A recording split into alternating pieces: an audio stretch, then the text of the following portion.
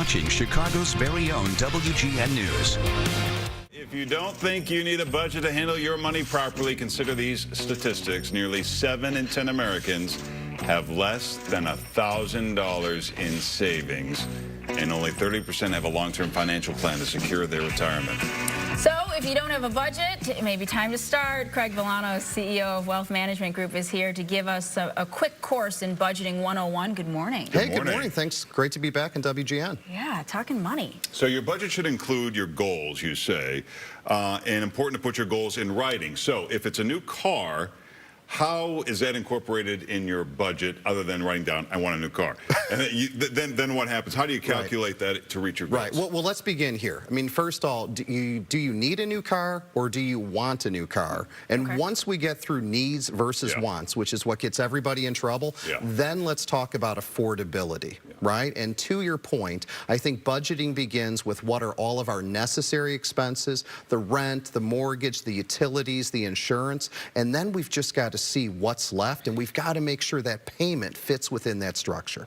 So how do you prioritize needs versus wants? Well, I think it begins with what's important to you. I mean, for everybody, the purpose of having a budget is to align with your goals. So I think for all of us, we need to create short and long-term goals, and then we can decide where that car fits in relative to other priorities like retirement, saving for college, etc. So let me ask the question this way. What is the biggest mistake people make in making their priority list?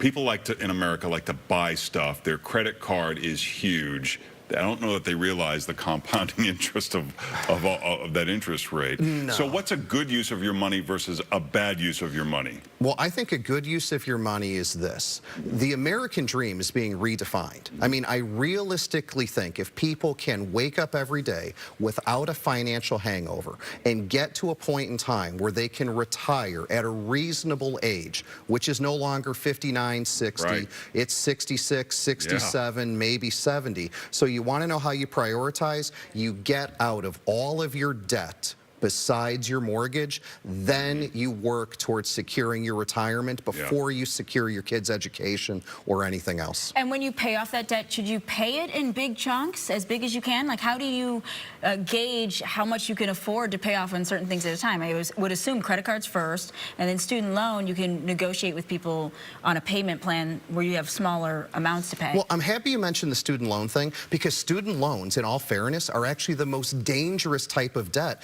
because most student loans can't be discharged under bankruptcy. And what I see is everybody falls into this trap of, I'm going to pay off my high interest rate credit card first, and it's oftentimes the one that has the largest balance, and then they just feel like they're not getting anywhere. How about we start by getting $1,000 into a savings account? Once that's done, then let's start paying off our smallest balance first, but let's attack those student loans right off the bat. Now, with the savings account, should you have a couple different savings accounts? One that you don't touch at all, and then one that you can dip into for big ticket items like a car?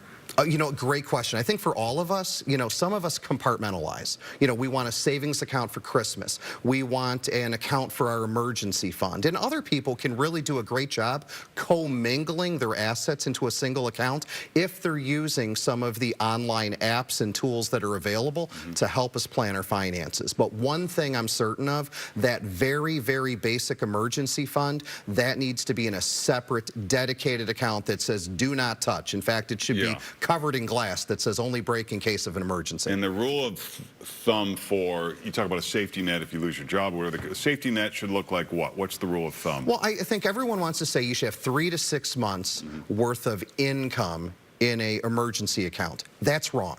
We should have 3 months of living expenses in an emergency fund. I mean, let's be serious. If you lose your job, if you get kicked in the shin, something bad happens, are you going to go out to eat? No. Are you going to travel? No. So let's make it a much more reasonable amount to put away.